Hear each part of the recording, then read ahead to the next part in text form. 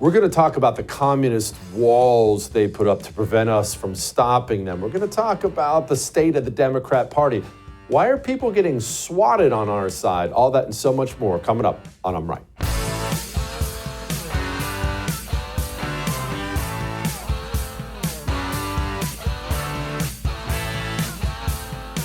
First of all, happy St. Patrick's Day to everybody and all my fellow Irish brethren. I obviously have a bunch of Irish in me. Last name's Kelly.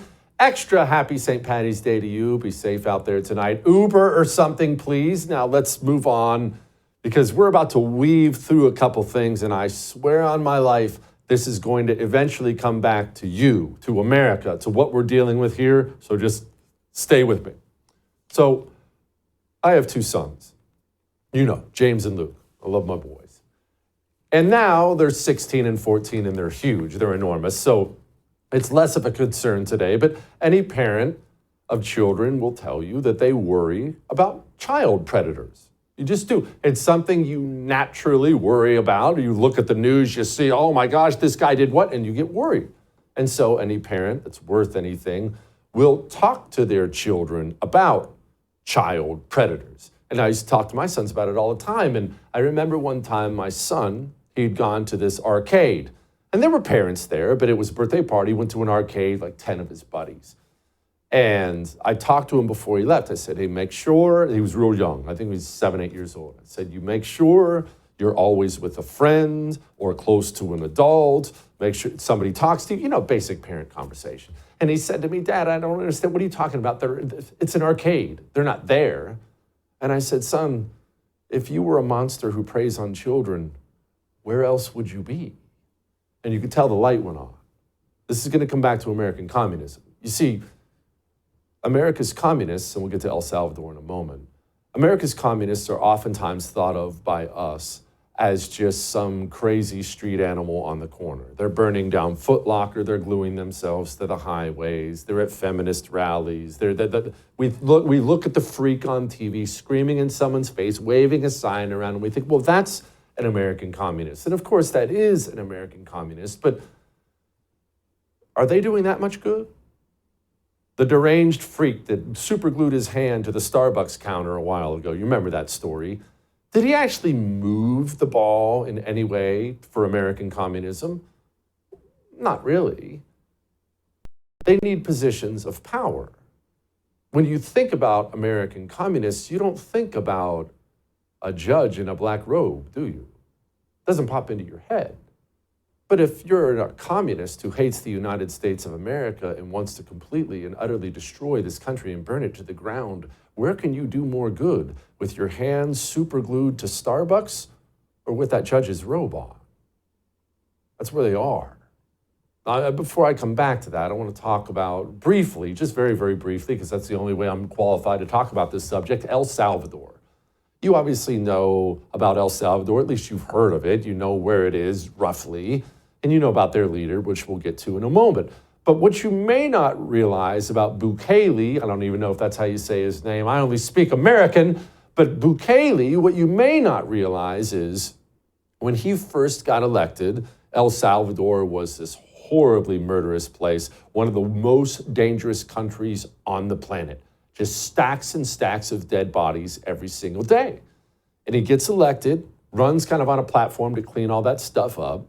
He gets elected and he immediately starts trying to attack this problem. And he's very successful. In the first year, reduces the murders by 50%, I believe the number was, 50%.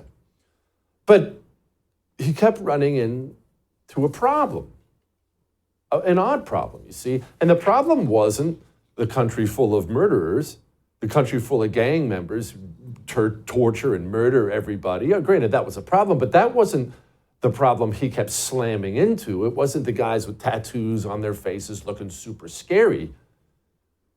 He was running into the judiciary of his country.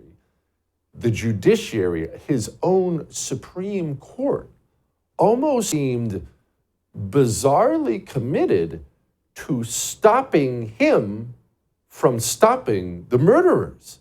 So much so that he had to completely revamp his entire legislature of El Salvador. He had to remake the entire thing And then after he remade, basically their Congress, I'll just call it Congress. After he remade their Congress, he then had to go through Congress to pretty much replace his Supreme Court. His Supreme Court was so committed to ensuring the rape and pillage of El Salvador that the man who took over El Salvador, intent on stopping it, had to remake the entire judicial body so he could move on and continue to stop these people. Which, of course, I'm sure you saw where this was going, which, of course, brings us to where we are here in the United States of America. We have a lot of judges that must be removed, ignored, arrested. I'm not sure all the avenues we can and should take. And let's pause on that for a moment. Maybe you're sitting there saying, well, arrested's too far. We can't do such a thing. Okay, so let's discuss what just happened. Donald Trump has chosen to use the Alien Enemies Act from 1798. He's chosen to use this act as yet another way, yet another legal way where he can remove the rape and murder from the country. We're not even talking basic illegals who should be deported too. We are talking prison gangs, guys with the tattoos on their faces, guys with rap sheets like child rape, torture, murder, aggravated kidnapping. We're talking the most violent human beings on the planet. The Trump administration is seeking out every possible avenue to get these guys out of the country, just trying to find a way to get them out. But as he loaded up over 200 of these people, and again, we're not even talking women and children here. We're not talking about your landscaper. We're talking about the most violent criminals on the planet. He loaded them up on a plane and sent them to El Salvador. Quick pause on that. Why El Salvador? Well, Bukele created this incredible prison down there, CCOT, where he keeps the worst of the worst. He struck a deal with the Trump administration. He's going to keep our terrible people. Anyway, we load over 200 of these savages onto a plane and ship them down to El Salvador, where they will take them, they will keep them locked up into cages.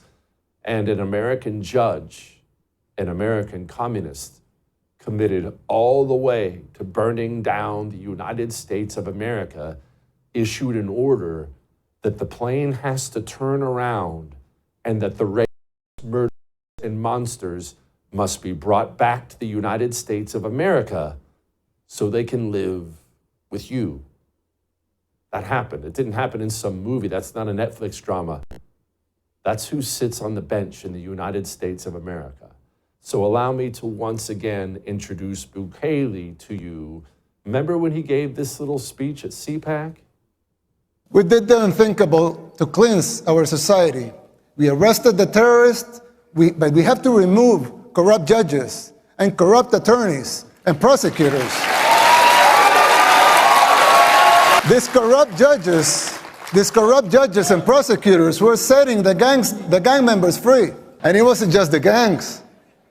The corrupt system worked in tandem with the so-called international community, the NGOs, and of course the fake news, just like it happens here in the United States. Unelected bureaucrats are trying to instate public policy. Who elected them? They don't have a democratic mandate. Institutions were created to serve the people and not the other way around. When the judicial system was created, it was created out of the necessity to bring justice. But now it seems like survival and control of the judges, of the AGs, among others, are paramount. And the need to bring justice is merely a little more than an afterthought. If the judicial system was created to bring justice, let them bring justice. Let them protect their purpose at all costs. Fight for the original purpose of these institutions and not their mere existence. It's still not too late. It can be done. It is time to erase these new paradigms that have been imposed in the recent years that make no sense. If you just free your minds from those invisible chains, you could do it. No, let's talk about that last part. The chains. Back to the judges. Impeaching them, arresting them. I don't know what we have to do. And these kind of things make people squirm in their chair. They make people uncomfortable, and I understand that. In fact, if you're yelling at the screen or arguing with me that that's dangerous, it's not constitutional, whatever you're yelling at me, I don't have anything to say back to you. I get it. These kinds of things sound ominous, too far, frightening. I'm not comfortable. But the American communist is committed to destroying your country. They fill up your country with rapes and murders for the same reason the Soviet Union opened up the prisons, because they want you raped and murdered. They want you raped and murdered, one, because they're anti-humans, two, because rape and murder, all this angst helps the communist. It helps his revolution. American Democrats want you raped and murdered. And American judges in those black robes, they sit there on the bench doing everything they can possibly do to ensure that you will continue to be raped and murdered. So the American communist that's doing the most damage to this country isn't the Black Lives Matter super freak with the new pair of Jordans on he didn't pay for. The American communist that's destroying the United States of America and will end this country. They sit on the bench. They have law degrees, fancy places. They have robes, and they have to be stopped. I don't know exactly what the solution is. I don't know that America has the stomach for whatever that solution is, but these people were put into place to hurt us. They were. The media is committed to it too. Did you hear what they asked Tom Homan today? You say to those who claim you're using a 200-year-old law to circumvent due process? An old law? Not as old as the Constitution. We still pay attention to that, don't we? But some would say this is... How many more terrorists do you plan on deporting to El Salvador? How could you use a law that was 200 years old? Now, does that loser care about the law? Does he care about the age of the law? Do any of those things matter to him? No. What does matter to him is that you continue to be, and because he understands full well that is the path to burning down Western civilization. As far as the Trump administration goes, you may love this, you may not, I don't know. But I'm glad they ignored that judge. They're trying to claim they didn't. The plane was already in the air, but they ignored the judge. The Trump administration is going to have to make a decision if they want to truly save the United States of America. If the Supreme Court will not step in and stop these judges, then the Trump administration is either going to have to ignore them and or arrest them. Otherwise, we cannot save the country. If the United States of America, if the American voter is not allowed to implement his will at the ballot box because of communist judges in black robes, then we're already done. All that may have made you uncomfortable, but I am right. Talk to Josh Hammer about the Houthis we're currently firing missiles at and other things. Before we talk about that, let's talk about getting you a good night's sleep, which may be hard to do when you figure out the judges are trying to keep rapists in your community, but I still sleep like a baby. And whenever I feel like maybe I won't, maybe I've had a little too much caffeine that day, but who knows, the stresses of the day, I just reach for some dream powder, completely drug-free, natural, has things like melatonin in it. It's a cup of hot chocolate. They have several flavors. I personally prefer the cinnamon chocolate. I've always been a cinnamon chocolate freak. I just warm up a little glass of milk, mix in some dream powder, and I sip on a nice, delicious, warm cup of hot chocolate before bed, and I drift off to sleep. But that's not the best part, because there are lots of things that'll get you to sleep. It's when I wake up, I feel like I had natural sleep because I did. Not that heavy, groggy horribleness. You want to experience that? Try it. Up to 40% off at shopbeam.com/Jesse Kelly. We'll be back.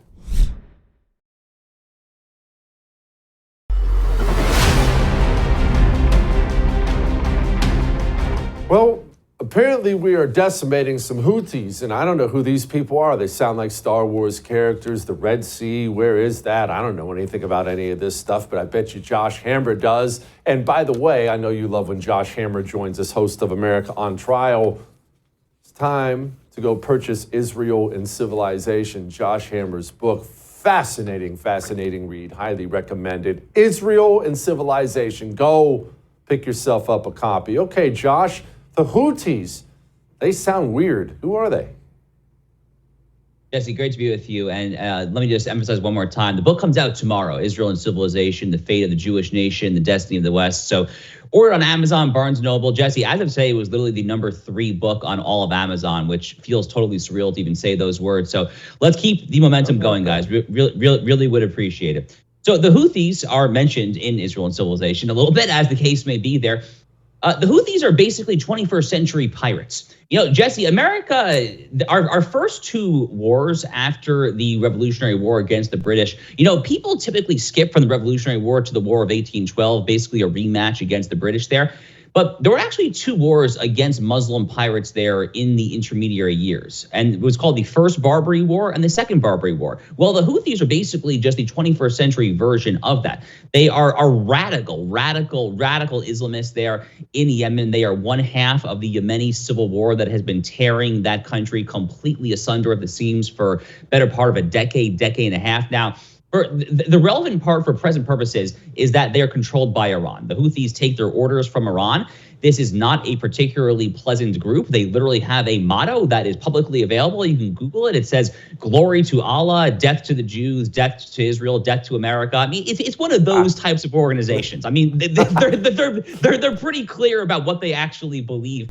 And from an American perspective, Jesse, They have been firing completely indiscriminately on American ships, commercial vessels, military vessels for the better part of a year and a half now. And the Red Sea is actually one of the world's most important waterways. Roughly 10 to 20% at minimum of global trade actually flows through the Red Sea. So freedom of navigation on the high seas is actually one of the most important things that you can literally have in a world. If it's going to be any foreign relations, ships have to be able to travel freely. You can't have modern Islamist Barbary-style pirates. So what Donald Trump is doing here is kind of a quintessential use of Trumpian foreign policy. This is classic Donald Trump realism. He is not the isolationist that people make him out to be. He's obviously not a neoconservative either. He is in the broad space of foreign policy that most Americans are, that I am too, actually. We want to strike the bad dudes. We want to prevent them from indiscriminately firing on our ships, on our sailors, on our Marines there. We also don't want to go in and start sending in the 101st Airborne and start trying to spread democracy. That doesn't work either there. There was a very reasonable middle ground here for foreign policy. I actually have an entire chapter in the book on this, Jesse. It's chapter 7 of Israel and Civilization, making the MAGA America First case for a prudential U.S.-Israel relationship, explaining the Abraham Accords, this wonderful Trump-Netanyahu diplomatic achievement in that broader context there. So all the pieces fit together there, but I personally was very happy to see Donald Trump say this about the Houthis there. The real question, Jesse, obviously, is ultimately what happens with Iran. They are the patrons of the Houthis. They are the ultimate source of so much chaos in the region. But for now, I think these limited strikes on the Houthis are actually a very good idea. All right, let's do a little rewind, shall we, since you know a bit about the history of all this stuff. Obviously, as you pointed out, props to them for their honesty on who they dislike and what their mission set happens to be. But what is their problem with Israel, and what is their problem with us? What's their issue? Well, their problem with the Jews and the Christians, Jesse, is nothing less than the Sharia supremacist war with Western civilization. I mean, this actually goes really back to my book as well. I mean, if you look back at the history of radical Islam, Jesse, there is a long and at times oftentimes inglorious history of various pockets of the Islamic world fundamentally trying to kill the West, trying to kill Christians, Jews. I mean, you know, go back and look at the siege of Vienna. I mean, in the mid 17th century, when radical fanatical Muslims made it all the way into the heart of the Austro-Hungarian Empire. I mean, that was the furthest they ended up getting in there. Whether it's that, whether it's the Barbary Wars that I mentioned there, unfortunately, largely throughout history, Christians and Jews have oftentimes found themselves in inextricable conflict with radical fanatical Muslims. Not every Muslim, obviously. I'm not going to get accused of being an Islamophobe, but specifically here, Sharia supremacist radical forces there. And in the book, Jesse, I fundamentally argue that there are three separate hegemonic forces that are seeking to destroy what we call Western civilization. I argue that Western civilization and the Bible are basically one and the same. That Western civilization was actually forged with God's revelation to Moses and the Israelites at Mount Sinai. And all that we take for granted today when it comes to Western ethics and Western values, Western law, politics, our Constitution, all of it is ultimately downstream of these biblical precepts and these biblical truths there. So the three threats that are trying to destroy us both, Jews and Christians, the two biblical religions alike, are in no particular order wokeism, Islamism, that's where the Houthis fit in here, and then global neoliberalism. It's basically kind of like John Lennon's Imagine, Jesse. I mean, kind of this liberal dystopia, let's just eradicate all the borders, the religions there. It's the homogenizing imperative. So Jews and Christians, who are, again, the two biblical religions, we oppose all three of those forces. And the book ultimately calls, Jesse, for a Jewish-Christian ecumenical biblical restoration, to restore the Bible, to make biblical nationalism great again throughout the West, because only a West that understands where it comes from is going to have the spine and the fortitude and the courage to take down these three very dangerous threats: wokeism, Islamism, and global neoliberalism. That's the fundamental argument in the book, Israel and Civilization. Josh, Joe Biden famously took this group off of the terror list. Now, unsurprisingly, Trump put them right back on where they belong. But I want to go back to the Joe Biden move. That doesn't make any sense. Or if it does make sense, all the answers to why he would do such a thing are positively frightening. Could you maybe explain that to me? Well, when Joe Biden, and by the way, Jesse, this was literally a day one action, if memory serves. It was literally on January 20th or maybe January 21st, 2021. I mean, this is one of his first major policy initiatives. I mean, let's try to make the Americans, fatten the wallet, the paycheck a little bit. Maybe let's secure the border. No. We're literally going to go in there day one, guns blazing, and take the Houthis off the foreign terrorist organization. I mean, who thinks these things? I mean, it's just totally evil and satanic, frankly. So he removes them from the State Department foreign terrorist organization to a slightly lesser category, specially designated terrorist group or something like that there, which basically means that they are less prone to financial sanctions. All of this, though, Jesse, was ultimately predicated towards the Biden-Harris administration's song and dance routine with the Iranian regime. It was all in service of trying to secure a second nuclear deal after Donald Trump admirably pulled out of Barack Obama's horrible Iran nuclear deal the first time around there. Joe Biden tried to get us back in. That's all that was going on here. And that's frankly all that was going on there throughout Joe Biden's entire presidency. I mean, a lot of his conduct during the Israel-Hamas war was also predicated towards trying to appease Iran. Now, why the Democrats and the modern Democratic Party cares so much about appeasing Iran? Interesting question. I'm actually to this day not entirely sure that I have a great answer to that question, other than the fact that Democratic Party foreign policy all too often is genuinely evil in terms of supporting very bad people and opposing good people. But beyond that, I don't have a whole lot to offer. But for one reason or another, the modern Democratic Party is genuinely obsessed with placating and appeasing Iran at any and all costs. That's where the Houthis fit in here there. But fortunately, Trump, one of his many wonderful moves that he's made over the past 2 months, he brought the Houthis back to the State Department recognized foreign terrorist organization list. They will be sanctioned the crap out of. And now, Jesse, thanks to our commander-in-chief, they're also being bombed the crap out of as well. I say good news on all fronts. Yeah, rough time to be a Houthi. Thank you, Josh. I appreciate it, brother. All right. Let me talk to you about something. Where do you have your cell phone? Now, let me put it to you this way. My cell phone company, Pure Talk, they hire Americans. Is that something you believe in? It's something as I've grown older, I've started to believe in more and more and more, and I'm ashamed I used to not think in that way.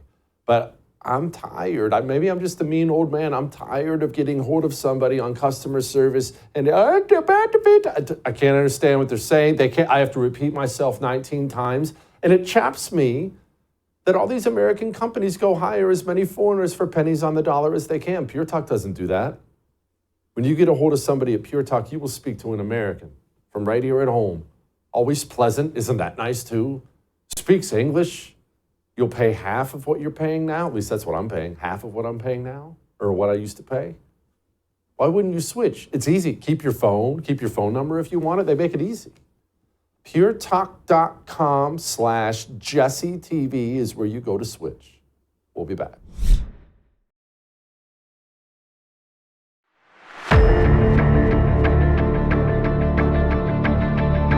Swatting is a thing. Many people know what it is. Many people do not. And actually, I'm about to explain it, but I hope you never have to experience it firsthand. Essentially, how it works in this country right now is some scumbag, murderous communist wants people on the right to die because communists are inherently violent people. We've had this discussion many times before.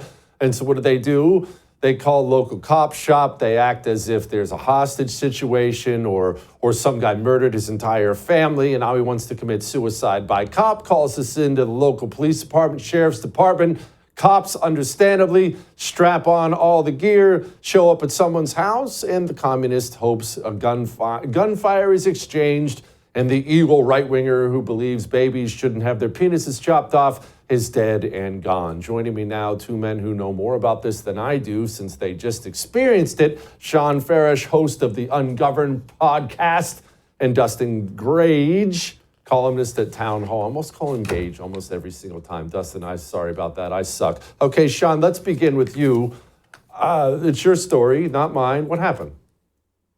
So it was Thursday evening. And I took a very short nap on the couch, which is apparently something I'm not supposed to do anymore because over the weekend I did the same thing and a tornado almost landed on our house in Tennessee. So we said no more naps. But my wife woke me up and said, "Shawn, there's cops in the yard with guns." And I had just heard that morning that Nick Sorter's parents had been swatted, Gunther Eagleman had been swatted. So I sat straight up and I said, "All right, we're being swatted." And my wife didn't know what that meant. She thought this was going to be like a J6 situation where I was getting ripped out of the house and the place was going to get turned upside down and everything was going to be a mess. But I'd heard of this before. Marjorie Taylor Greene had it happen to her. Other people have had it happen to them. And so I told her, I said, somebody most likely called in, basically, Jesse, what you just said, some bizarre, vicious, gruesome crime to the house. And we just have to prove basically that that's not what happened. And we're going to very calmly diffuse it. So we're not pointing phones. We're not getting up, doing anything. Someone told me, go film it. I said, I am not going to go stand in front of a window where some guy's shooting, pointing a gun at me and holding something up at him. We're not going to do that. We're going to just relax and we're going to, let them give the instructions and we'll sort through all of that other stuff afterwards. And that's exactly what we did. But they had guns trained on our home. There were probably at least 10 officers. There were 5 vehicles that we were able to see at the back and the front of the home, altogether 5 vehicles. And it was something that I wouldn't want anybody to go through because the fact of the matter is, as professional as our sheriff's department was, and they were phenomenal. They were great throughout this entire process. We don't know them. They had never known us. And, one person being a little too jumpy could create a disaster. And we don't want that for anybody who this happens to next. It has to stop. No doubt. That is, I'm glad you're okay, brother. Dustin, you have your own story. What is it? Yeah, and just to piggyback on Shawn there, where, hey, Shawn, you didn't know your police department. We're just honestly very fortunate where we knew our department before we even got knocked on the door. We got phone calls. Usually we're used to liberal trolls like ringing off our phones. So those dozen phone calls, we ignored them all up until we got a voicemail saying, well, no, this is actually law enforcement. Just like answer your phone. So we did. But the 911 call that went through for us in this scenario is we had 4 masked men enter our home. They had killed my family at this point. And I was by the end of the call in my bathroom, barricaded, begging for law enforcement to storm my house to save my life. But of course, if I'm the only person they see and they don't know who I am, I may be shot right there. So that's their intention. They want to have one of us killed in this scenario. And it's really unfortunate, but, just goes to show if literally any of you have a large following out there on X, like this is the target they're putting on, they're training the guns on us. If you have a large following, reach out to your law enforcement department. Make sure they have your personal cell phone number. Make sure you have a camera system so you know who's actually outside, because who's to say that someone's calling you and it's actually someone who wants to threaten your life and they want you to walk out with your hands up. Now, please cooperate with law enforcement, do that, but it's just the detail of having that camera system and having that little extra bit there to make those situations diffuse. But yeah, these are monsters and they're doing the same thing to all of us. I didn't know Shawn before this, but now we know each other fairly well. We're all in a group chat together at this point. So it's like a horrible family affair at this point. But, we're happy that everyone's been safe to this point. And just frankly, we just got to keep pushing on this stuff so it becomes more publicly aware. We're also thankful that, not thankful, but it happened to my congressman here in Minnesota, Tom Emmer. So our department also had this experience already for a political figure being targeted. So it helped in that regard as well. But, this is something that's going to be on the rise. And quite frankly, we have to put more levers in place to increase the penalties on this stuff. I'm thankful that Kash Patel's taking this seriously. He's taking our voices seriously. And, hopefully we'll resolve this soon. Well, life's little blessings. At least you guys are joining forces now. I'd love to see the good people coming together. And obviously, it's easy to see how someone could die. Last time I caught someone on a camera in my front lawn or by it, I came right out my front door with a weapon. And it turned out it was just some guy taking pictures of Christmas lights. But if that's a cop, maybe I'm not here today. Shawn, I understand kind of a bizarre twist that I guess I don't fully get. Why? That pizza delivery is part of this whole thing. Before, after, during, that pizzas are delivered to people. One, did this happen to you? Two, what kind of pizza was it? Something low-end like Domino's? Was it quality Little Caesars? What was it? Well, it was a low-end Domino's and Papa John's. And hey, that's no offense to the folks out here who run those chains. I know you guys are just trying to make a living, but I'm from New York and that's not pizza. So I can say that. I live in Tennessee now, but that's still not pizza, even though I'm down here. And I love it down in this state. It's great. I think it's like a way to taunt, kind of say, hey, I know where you live and I can do whatever I want. I've got your address and I'm going to be a nuisance. Listen, you want to send pizza to my house? At least get the order right. I'm not going to receive it anyway, but at least get the order right, okay? But they were sending them, and it was more of a nuisance, kind of to keep you rattled. Like, am I going to get swatted again because they were able to do this? The weird thing was the first 4 times we got it, it was all after we had already had our encounter with the police. But the first 4 times they used my phone number on the order. The final time, which was Friday evening, they used the number to our local sheriff's department. So I said, I don't know if taunting them is a great idea. Maybe that's how bold these guys and gals are, this group is, in that they think they're not going to get caught. I don't know. I think they might be playing with fire. But I feel like the whole pizza thing is a way to taunt. A lot of people think maybe the deliveries come first to see if you're home. But for me, every single pizza delivery came after the original encounter with the police, which thankfully went smoothly. Because everybody kept a level head. But in my opinion, it was Domino's, it was Papa John's in our experience, and it was COD, cash on delivery. So it wasn't paid for already. Everyone said, oh, that's going to be easy to track. Well, it wasn't paid for already. These were orders that were placed online and were supposed to be cash on delivery. So you're supposed to give the money to the driver. Driver takes it back to the store. What we did is we set up a system with our local Domino's and Papa John's where if they receive an order with our address, I now have a system for the location to verify whether or not I placed that order. And if they can't verify it, the order never leaves the store. So we basically cut that off. Boys, you take care of yourselves out there, all right? I appreciate it. All right. We're going to talk about the state of the Democrat Party, elections, and more next.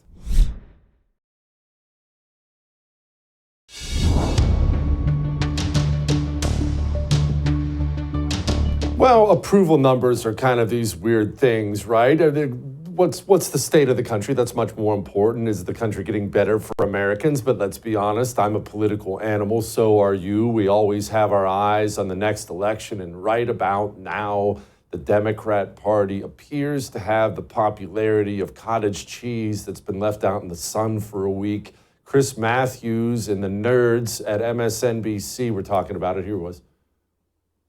Chris Matthews, what do you make of these numbers for the Democrats? Well, you could have seen them the night that Trump addressed the Congress. And you watched the Democratic Party. They seemed like they weren't there. They were sort of vacant. They weren't saying anything with their manner.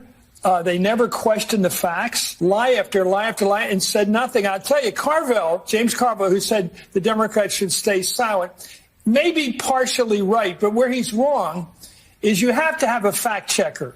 There needs to be a war room. Remember in 1992? Yeah. Remember how Bill Clinton won that election because he had a war room. He and George Stephanopoulos were down there in Little Rock, and they were checking every fact, and nobody checks the facts anymore. And the lies are getting through to the American people. They are. See, this is the danger we all have in life. We all get old. Look at me, bald, gray now. Remember the war room in 1992? That's 1992, Chris. Those days are long gone. Joining me now, Brianna Lyman, wonderful correspondent with The Federalist, and Elle, Purnell, editor at The Federalist. Brianna, remember the war room in 1992? Why can't we go back to those days? Look, if they want to go back to those days, it actually might help them. Last week, they announced that they were readopting the donkey as their logo instead of that D in the circle. And I said to myself, okay, that's great. Maybe you should adopt the policies that donkey represented, because those policies of the 90s, the 1992 war room, and even the early 2000s are not the policies of the Democratic Party today, right? They've gone so far left. The Democratic Party used to be on the same page with current Republicans about strong borders, right? No illegal immigration. If you come here illegally, there's repercussions. You're going to get sent back. That was Obama. That was Clinton, right? So the party has to revert back to this 1992 war room thought ideology and the donkey thought ideology if they possibly want to win another election. Elle, it's very obvious to anybody paying attention, which of course you are, that there's this kind of civil war going on between the Pelosi's, the Schumers, the older types, and the Jasmine Crockett's, the AOC's. It's just hard for me to see how the older types can win just based on age. Nancy Pelosi's going to be farting dust in a few years, and AOC's like 12. Well, that's true, but I'm also not even sure that having the younger wing of the party in leadership is actually going to help the Democrats at all. We saw exactly how that played out for them last year in the 2024 presidential election. Joe Biden was the old guy. We're all pretty sure he had dementia, and they booted him from the election and replaced him with his younger woman of color vice president, Kamala Harris. We were told that she was cool, she was she was full of joy, and voters hated her. So I think the lesson there for Democrats is it doesn't matter who you have selling it. When voters hate what you're selling, you're still not going to win. Now, that actually is a very interesting point. In fact, I'm going to play this little clip from this Molly Jong Fast, who seems like an insane person, to kind of piggyback on that. Here she was. Look, this is a policy versus politics problem, right? Biden world, very good on policy, grew the economy, very bad on politics, right? Unable to communicate with voters. We're seeing this sort of hangover from that a little bit. And also, losers are not popular. So they lost, people are mad, Democrats are mad. There's a ton of Monday morning quarterbacking. But the reality is there's good policy here, and it's popular too. Like, think about Project 2025. Bad policy, wildly unpopular policy. So here's the problem. Democrats actually have to do politics now, and that is where we are. But I do think they have much more popular policy. These things that Trump wants to do are very unpopular. The tariffs are unpopular. All of this is unpopular. So if they can't make this, if they can't message on this, I don't know what to tell them. Brianna, did they have a policy problem or a personality problem? And I realize their policies suck and they're horrific, and I got all that, but they just come off as so scolding and nagging and shrill. And when they're not that, they're weird. Everyone remembers that bizarre fight video last week. Is it a policy problem, or are they just kind of unlikable? I think the weird person was J.D. Vance. We were reliably informed. And to Elle's point, that's excellent. Right? Yeah. Because they got rid of Joe Biden and swapped in Kamala Harris, who made clear on The View she wouldn't change a thing from what Joe Biden did. So not only was it a not a policy issue, it also turned out to be a personality issue. And if you look at polling, it's not only that Democrats are wildly unpopular right now, Donald Trump is actually very popular. He's more popular now than at any point in his first term. So the rhetoric that Molly is spreading and these other folks, that's rhetoric that comes when you're stuck in a bubble and you refuse to step outside of that bubble. But that's not the rhetoric that's being shared on the ground among everyday Americans. Elle, you did a piece, which I appreciated very much, talking about COVID and how COVID, it was really the draining of the last of the trust so many Americans had, myself included, between themselves and their institutions, namely their government. I don't trust anything anymore. When I see a report that says CDC or FBI or you name it, I just roll my eyes and say, oh, they're probably lying. Yeah, so when Donald Trump first ran for president in 2016, a lot of people said, oh, Donald Trump is so divisive. I don't like how divisive he is. And then other people pointed out that it wasn't so much Trump being divisive as it was he was just willing to point out divisions that had been building for a long time. And I think COVID did a similar service. Our government was already corrupt, but COVID really showed us what our government was willing to do and what our government really thought of us. And I think that realization was really impactful for people. We saw declining trust in the corporate press after that. We saw a rightward swing among young people who were some of the most impacted by COVID lockdowns.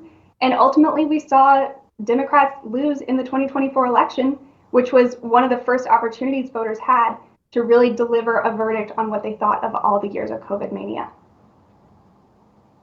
Now, that young people thing actually fascinates me as well. Brianna, is that why young people are, I've never saw numbers like the numbers Trump got. Why are young people drifting right? You know, everyone knows that old Winston Churchill saying, if you're under 30 and not a liberal, you have no heart. If you're over 30 and not a conservative, you have no brain. It's just kind of built in that younger you are, the more likely you are to be a complete Maoist.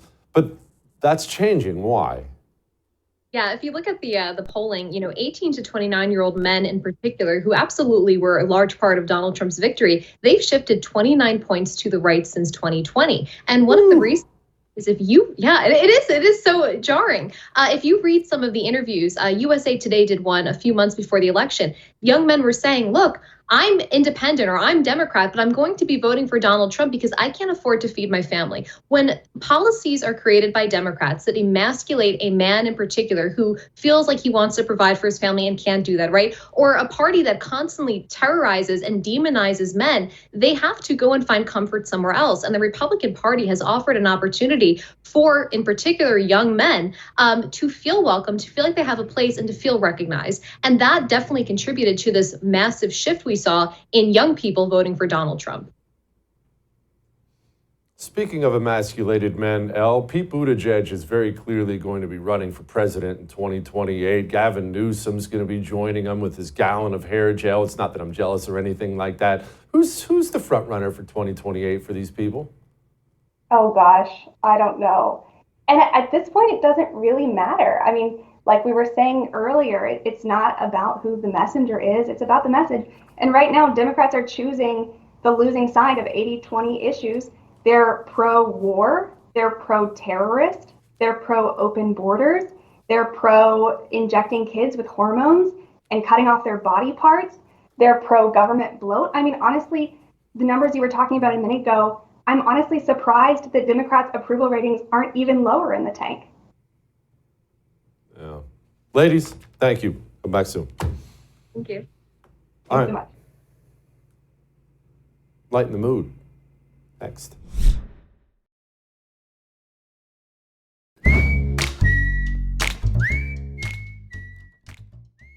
All right. It is time to lighten the mood. And, of course, it is St. Patrick's Day. Don't be yelling at me. I've got a little bit of green on it. It's kind of green. Whatever. But you didn't think we were just going to let the entire show go without our proper St. Patrick's Day celebration that we bring you every year. Well, we didn't really bring it to you. It's been around on the internet for a very, very, very long time. And somehow, every single year, it still makes me laugh. Without further ado, a local newscast on St. Paddy's Day. Well, just in time for St. Patrick's Day, crowds are coming by. Don't be afraid, man. gosh, gets me every time. Happy St. Patrick's Day, everybody. I'll see you tomorrow. I would thank you for coming to my YouTube channel, but I know how brilliant it is, and I know you love it here. So subscribe and watch. We're going to start really ramping things up and putting some funny stuff, some interesting stuff out there, some collaborations. Either way, my YouTube channel is officially the place to be. So stick around.